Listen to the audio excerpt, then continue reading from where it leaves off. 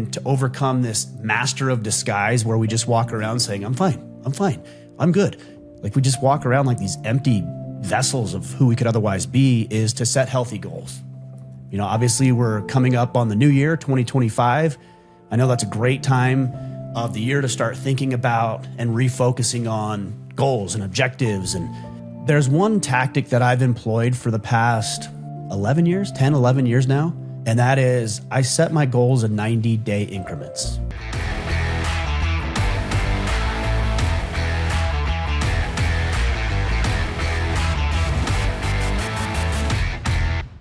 I don't know what it is this time of year, but it seems like more than throughout the rest of the year, men are really struggling with their mental and emotional health.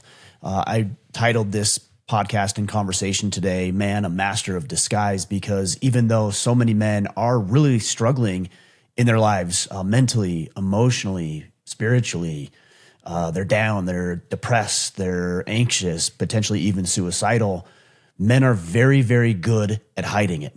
And because we're good at hiding it, we don't get the help and the support that we could otherwise have.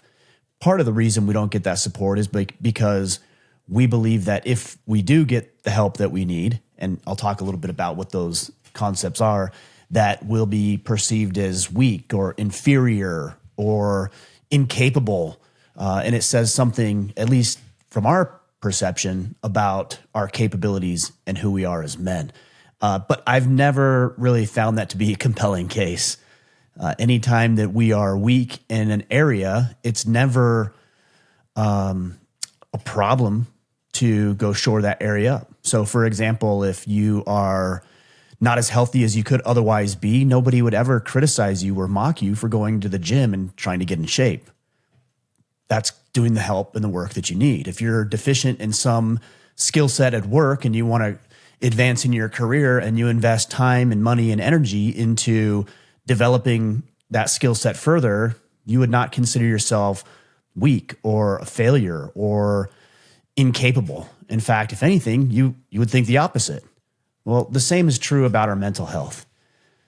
These are challenges that all of us deal with. We deal with death of loved ones, loss of a job, health challenges, breakdowns in relationships, lawsuits, bankruptcies, financial burdens. Like, it happens. And we can do everything that we can to not have to put ourselves in those situations, or at least to some degree lower the likelihood that we will, but it does happen. And we as men need to be able to address those things from an emotional and a mental perspective when they come up. And the first step to doing this is to stop hiding, stop being in a disguise. Now, there is a time and a place where you can't break down and have a sob story and wallow in your own self-pity and throw yourself a pity party and all of those things. Of course, there's a time and a place, but there's also an appropriate time and an appropriate way to deal with what you are actually confronted with. Again, those examples that I may have given you earlier. So we have to put away the disguise. And then also I would suggest that even though you may not feel like you're in that position right now, I can guarantee you with 100% certainty that there's a man in your circle and in your life who is disguising right now. He's hiding behind false bravado. He's hiding behind his desire to look capable, to have everything together. And you'll hear this in a man's voice when he says, I'm fine, or things are okay, or things are good. But if you look for subtle clues, like a change in behavior, typically, if he's usually excited and happy and outgoing, but you've noticed over a period of time that seems to be dwindling, or maybe he was very active in a group text and all of a sudden he's not participating anymore. If you're noticing things that are off, don't let those things go unsaid. Make sure if you are really a friend or a father or a brother or a colleague, a coworker, when you start to notice these trends in other men, you acknowledge it, you ask them about it, and also you push just a little to try to get to the bottom of it. Now, ultimately, they can decide whether or not they want to share, but if you are the kind of guy who has created an environment where he can share with you free of judgment and critique, then I think that man will be more prone to open up. And sometimes that's really all a man needs. I've known people who have taken their own lives, and in that moment, I can't help but think, man, why didn't that person just reach out? And looking at it now, the reason that person might not have reached out is because, frankly, they weren't in the mental and emotional headspace to do that. So my second thought tends to gravitate towards, why didn't I reach out? Why wasn't I aware of what that person was dealing with? Or if I was aware, why didn't I bring anything up? And, another person's life is not our responsibility necessarily, but if that person is somebody that you care about, then you can take some of the responsibility to reach out, to connect, and see if they're doing okay. Now, what I want to share with you are 6 things that you can do personally to drop the disguise, drop the ego, drop the bravado, again, when appropriate, so that you can actually address the mental toils and stressors and challenges and insecurities that you are dealing with as a man, not because you're weak, but because you want to make yourself the best capable man. So you have happiness, fulfillment, enjoyment, purpose, so that you can serve the people that you love the best, your wife, your kids, your clients, people in your community. You can't do that unless you're taking care of yourself. It's easy to go to the gym and look the part, but unless you're really addressing the spiritual, mental, and emotional component of your life, you're leaving a lot of room on the table that could otherwise serve you and the people that you care about. So let's break this down. Number one, first and foremost, is just building the kind of friendships that support you. Now, there's going to be a lot of different types of people that come into your life: romantic interests, friends, people that you work with, family member that you are born into. There's a lot of different people in your life, and everybody has a place, I think. Well, I shouldn't say everybody, but the people you're choosing to have in your life, they have a place, and not all of those are going to be appropriate at all times. A great example of that is the somewhat polarizing subject of communicating all of your problems with your wife. Now, on one side of the table, there's people who say, oh, that's my best friend and I need to tell her everything. And I understand that argument. The other side says, well, no, it's not my responsibility to dump my baggage on her. I think the answer lies somewhere in the middle on that. But what I will say is that your wife is not going to fully comprehend or understand what it is you might be going through as a man. And that's not to be an indictment on her. It's just that she doesn't realize everything that could potentially be going on with you. There's a lot of expectations to take care of the family, provide for the family, do it with a smile on your face, put your head down, nose to the grindstone type stuff. And a lot of the times we don't share those burdens with other people, probably because we're not real sure if they would even understand what those are. And so I think there is a place and a time for being honest with your wife about what you are struggling with, but it can be different with men. We can talk to each other differently. A lot of times we're a little bit more harsh with each other. Hopefully that's coming from a loving position, a place of care. But also there's just a level of understanding. And if you bring up an issue about a relationship issue, for example, or a performance issue at work, most other guys are going to understand exactly what you're going through because they've either gone through it themselves or they're in the midst of it themselves. So it is crucial that we build up those kind of friendships. And the first thing I would tell you to do is to start to look in your circle now and ask yourself, who are the people that I want to get closer to, that I want to build a better relationship with? There's probably 3 or 4 that I can think of right now personally that I would love to build and foster a deeper, more connected group of friends and spend more time with these guys. So you can find them in your current circle. The next thing that you can do is go where these men are. Business meetings, the gym, invite friends to bring friends. So you start to connect and widen out your reach and your influence as a man. You're going to start meeting really cool people who you're going to form a relationship with. The gym, jiu-jitsu, other activities and hobbies that you have a desire to engage in. We'll talk a little bit more about that shortly. And then the third is you could always go to conferences and events, join programs and courses or brotherhoods or masterminds. We have one called the Iron Council. It's opening up here in 2 days. And that's a great way for you to build friendships with guys that you never would have been able to do. And a lot of those guys are already qualified.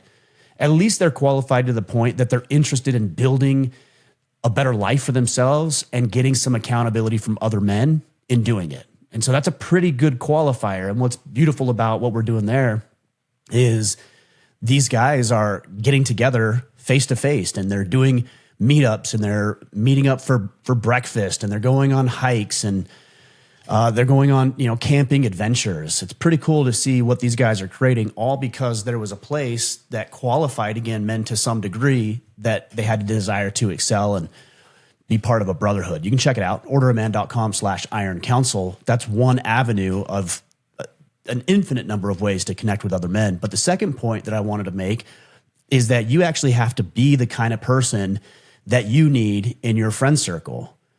It's a give and take relationship. All relationships are hopefully reciprocal in some way.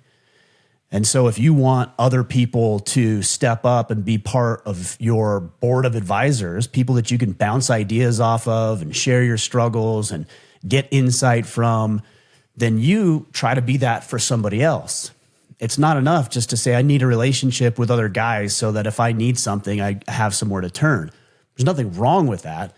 But if that's the only reason, you're going to have a harder time doing that than if you spend time focusing on being the kind of person you need in your life. When you do this, it's interesting because if you're feeling cautious about opening up and building a powerful relationship with other men, it's safe to say that other people are feeling that way. So when you go first, as leaders do, in a way, even if it's subconscious, you are giving other people permission to do the same. And when they start to open up and start to share, encourage that, foster that growth and that commitment and that desire to build a tight-knit, solid group of men, not just golfing buddies. Nothing wrong with golfing buddies, but in this case, I'm talking about ways that we can go even deeper. Be that kind of man first. And how do you do that? Well, you have to be open and honest about what you're feeling, so that other people know, they can give you feedback. And I actually think it's courageous to share what you're experiencing. Now, we don't have to share everything, and I'm not just telling you to be a completely open book and just regurgitate everything that you happen to be thinking about and just dump it on somebody's lap, especially when it's not the time or place. But I am saying that if it's appropriate, be honest. If somebody is genuinely asking you, hey man, how are you doing? Be a little bit courageous and tell them, hey, I'm not doing so well right now, actually. My mom passed away 2 years ago today, and it's been hard. Or, one of my kids is really struggling. They just graduated high school and they're out in college and they don't know what they're doing. And I see them going down the wrong path and I'm struggling with it. Or work isn't as productive as it's been in the past. It was good a couple of years ago, and then COVID hit and the economy, and work's never been the same. And I'm trying to figure out how to get back on top of it. Be honest. Now, I think you can tell when somebody's just being friendly, like, hey, how you doing? And in that case, it's, I'm doing good. How about you? Fine, no problem. But if somebody's genuinely asking, hey, how are you? That's a good opportunity to be honest with that person. And look, I know, I get it. A lot of guys are like, well, I don't trust people, and I've had people let me down. I mean, welcome to life. You are going to be let down, and you're going to let other people down. But we're not talking about brain surgery here. And we're not talking about catastrophic consequences if you tell people you're having a bad day. But like, what is the worst case scenario? They're not interested, or they brush you off or blow you off. It's really not that big of a deal unless you make it a big deal. So you can be trusting because you decide to trust. It's not this, it can be, but it's not exclusively this internal thing where somebody has built up this level of trust and it's just happened over time. Sure. But also, you have to be trusting. You have to make the decision to trust that other people will handle what you're sharing with some class and some grace. Now, if they prove they can't do that, then you wouldn't go any further. But again, we're not talking about deep, dark secrets that could potentially get you in trouble, or, your wildest thoughts and dreams. Like, obviously you're going to use some discretion in what you share, but you can be open and honest. And I've also found too, this has helped me because even this morning I was talking with some of the guys in the Iron Council, and we're on a team ourselves, and I hold them accountable. They hold me accountable. And we were talking about our plans coming up into 2025, and everybody went, and, it's kind of my turn. And I'm thinking to myself, man, I do this for a living. And I was still thinking, man, I don't know if I want to share these things, but I did.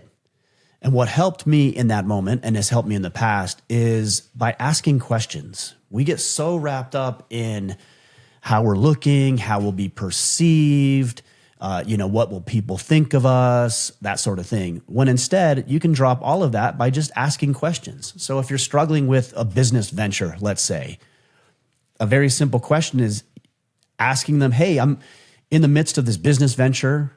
I'm struggling with a couple little things here and there. I'm curious, have you ever found yourself in this position? The difference between that and complaining is that now it's directional.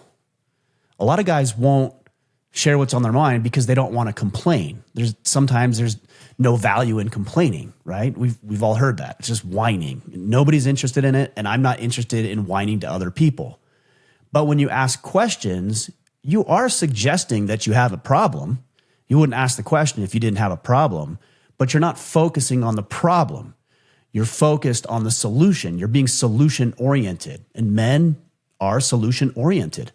We are constantly, whether it's conscious or subconsciously, looking for problems in society, in culture, in the way the office culture is, in a project that we've been tasked with, in a relationship, or if your wife or girlfriend had a bad day. Like, we're always looking for problems. Now, it doesn't always do us well if we're trying to solve every problem that we're presented with. But if you have a problem, instead of whining about it, you can be open and honest with the people who are closest to you, because they might have a solution. And guess what? If you feel valuable when you provide solutions to other people, then what you're doing by asking other people, qualified people, I should say, the questions that you're struggling with, you're providing them with an opportunity to serve you. So don't think that you're only extracting from the relationship when you ask somebody a really good question. You're actually giving them a gift, an opportunity to be valuable. But you have to go first, and being open and honest, and instead of whining about things, asking questions. So it's not, yeah, my wife and I, it's so hard right now, we're having such a problem. No, it's, my wife and I have been having, some problems with our communication. Like, have you ever been in that situation, and what did you do? See the difference? You're addressing the problem, but you're not doing it from a place of complaining. You're doing it from a place of trying to solve a problem. Number 4, get healthy and get fit. I know every time I do a list on Friday, it's always something about being healthy and being fit. And I've been on both sides of the equation, where I've been out of shape and lazy and a little pathetic, if I'm being honest. And I've been on the other side of the equation, where I've got everything dialed in, locked down, strong, building strength, and doing good in that department. And I can tell you, even though it does take sacrifice to eat the right things, to go to the gym every day, to move your body, to get the sleep, to get the water, all the things that you need to do, I can tell you, and I think you know this, that life is just better when you're more fit. From a physical standpoint, you look better, but also you have more energy, you have more focus, you have more clarity, you have more determination, you have more strength to handle the physical aspects of life. But we're not really talking so much about the physical side today, but on the emotional and mental side, when you're fit, that's a level of confidence that you can't manufacture. It's there because you know you won a battle today by going to the gym, or by losing 20 pounds, or by not eating the cheeseburger that you really wanted and you went with the chicken breast and vegetables instead. When you start winning those little battles and they compound over time, and then you look in the mirror and you look a little slimmer, or you got to punch a new hole in your belt because you need to tighten up your belt since you've lost 2 to 4 to 6 inches around your midsection. Those are good feelings. And outside of the physical benefits of it, the mental and the emotional benefits of being healthy and in shape cannot be overstated. It is hugely, hugely important. And if that's enough to get you out of bed because you have this internal struggle of not going in, then that's enough. And that hopefully that does it for you. But I'm telling you, the benefits of it outweigh the cost, that's for sure. I said it was a sacrifice earlier, and I said this to a friend of mine. I said, oh, it's a sacrifice. He said, no, it's not a sacrifice. It's an investment. It's an investment in yourself when you get up and you go to the gym, or it's an investment in yourself when you eat the proper food and delay gratification on the other stuff. It's an investment, not a sacrifice. And I like that distinction. That was 4. So number 5, engage in hobbies that uplift and challenge you. I threw challenge in at the end as I was writing notes and thinking about what I wanted to talk with you about, because I think for most men, it's not enough just to have fun or to be happy. Those have never really been goals of mine. Now, I know I'm a serious person, so there's other people who probably have those goals. And I'm not saying I don't want to have fun or I don't want to be happy, but that really isn't the ultimate driver of the decisions that I'm making. Instead, I like to be challenged. I like to be pushed. John Eldredge, in his book, Wild at Heart, talks about the question that every man is answering, which is, do I have what it takes? So if I go on a hike, I want to know I have what it takes. And so I'm going to train for that to the best that I can. And the hikes that I have not trained for don't go well. And so the answer, do I have what it takes, is in some cases, no. Or if I'm trying to learn a new martial art or go to the gym or learn firearms or learning how to paint or pick your poison, whatever it is, I want it to be challenging. And I also want it to be meaningful. I think a lot of the times we will often do what the people in our lives do because of proximity and convenience, or maybe even will look online to guys like me or somebody like Jocko or Cam Haynes or David Goggins, any of these other people that I know that you guys listen to, and I do as well. And it's tempting at times to do exactly what they do because you see this person has a good life, they're succeeding, they're thriving. But I'm telling you, and I think I talked about this in the Iron Council the other day, if your ladder is up against the wrong wall, not only are you wasting your time, but you're not going to be satisfied and happy on that journey. You might even be miserable. And you can know it if you're saying, oh, I don't want to do this, but I have to do this. And yes, some things have to be done that you don't want to. But if you're not into jujitsu, don't do jujitsu. If you're not into hunting, don't do hunting. Now, I would say we should, all as men, try those things and pursue that. If you find something that's meaningful and significant, then keep pursuing it. But don't put your ladder on my wall. You don't need to climb my tower. Go find your own tower and climb that wall, because then it won't feel like work. It won't be stressful for you. It'll be hard, but it'll have purpose. And so even in the times that are hard, you'll continue to do it.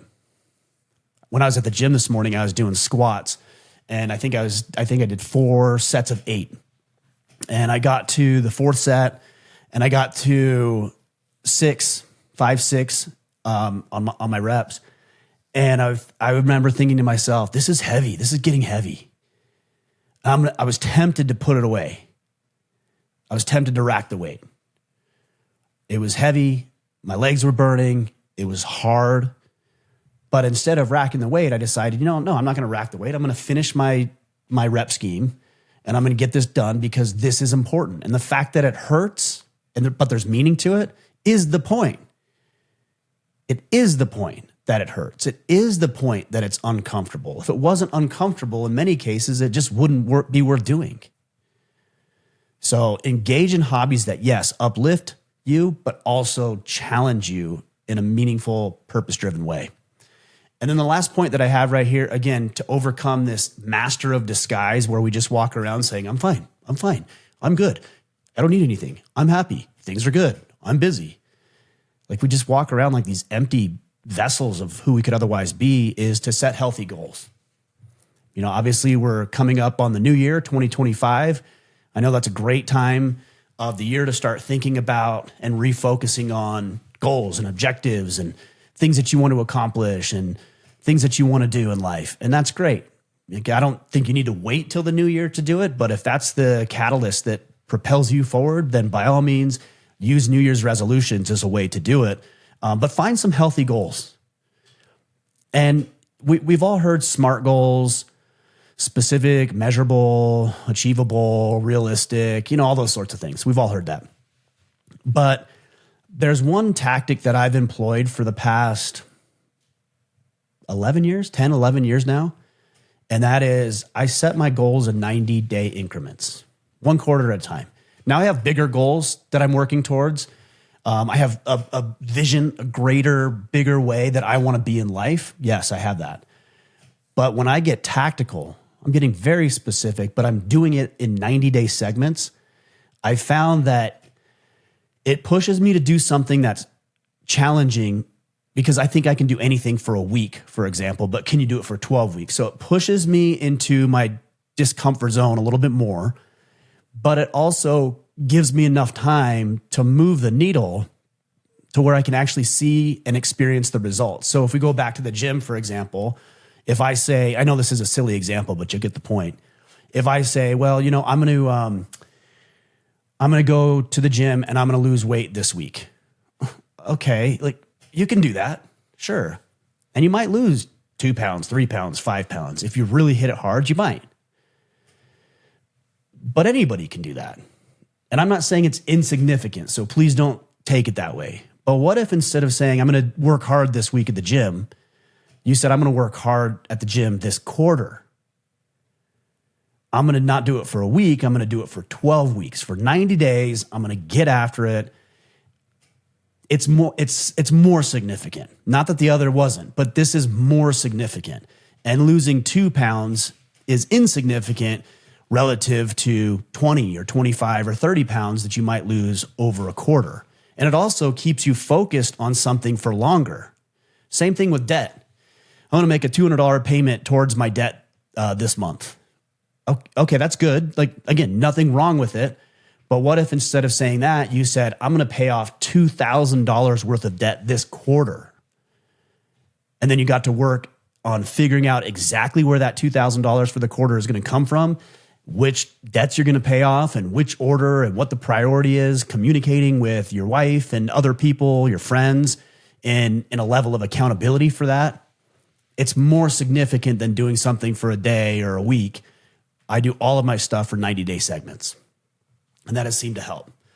So when you're thinking about goal setting this year or the end of this year, beginning of next year, think about 90-day segments. And if you want help on that, again, a great resource is the Iron Council. Like I said, we're opening up on Sunday. So a couple of days from now, we're opening up. And not only are you going to build the friendships and the brotherhood and the accountability, but you're also going to have access to our battle planning system. That's our 12-week system that we use, that I just shared with you to some degree, and that has helped me create businesses and relationships and financial acumen and building my health and getting strong and fit. And I look back over the past decade, and I think for the times that I was really not doing well in my life were the times when I wasn't following the system. And it's not that the system doesn't work. It's that we don't always work the system, even though we know what we should be doing. So if that's of interest to you, check it out, orderofman.com/Iron Council. But ultimately, guys, I want all of us to put down the disguise that we wear when appropriate. You know, sometimes you have to put on that armor. Sometimes you have to put on a facade. You have to put a little bit of a performance and a show on. Sometimes you need to do that. As a man, your ability to do that oftentimes will determine the success or failure of a relationship or a project or an assignment. But like any warrior, sometimes you have to take the armor off and set it down. and rest and recover and train and not be so hardened against everything that is coming your way. I think our ability to balance that as men is probably a greater indicator of our own health than always being this immovable object and figure, or conversely, always being a mental midget and falling apart when any little thing happens to us. It's finding the balance, putting the disguise down, letting people know what's really going on when appropriate, and then applying these 6 principles. Again, guys, my big ask, I guess I'd say for you, but also hopefully it's a resource for you, is the Iron Council. I'd highly suggest you check it out. We're going to have a lot of people join. This is always the biggest time of year, but we've put systems in place so that we're not throwing you to the wolves and saying, here's a system. I actually just invested in it's like a health program because I was curious about what it was. And I signed up for it, paid the money for it. It wasn't a huge investment, but I was curious and got in there. And I was just bombarded and inundated with information. I'm like, what is this? And it wasn't real organized. And I felt like I just kind of got thrown into the mix and figured it out. And I can, and you can too, if you're motivated enough. But instead, we've created a system for onboarding so that when you join, you'll know exactly what to do. You'll be partnered up with other guys. You'll work with other guys. You'll have opportunity for phone calls and video sessions and chats with us. So we've created a pretty cool system so that there's a framework for moving along the path and hopefully having you accomplish what you want to accomplish in 2025. So again, check that out, orderaman.com/Iron Council. All right, guys, there you go. We'll be back next week. Until then, go out there, take action, put down, stop being the master of disguise, and become the man you are meant to be.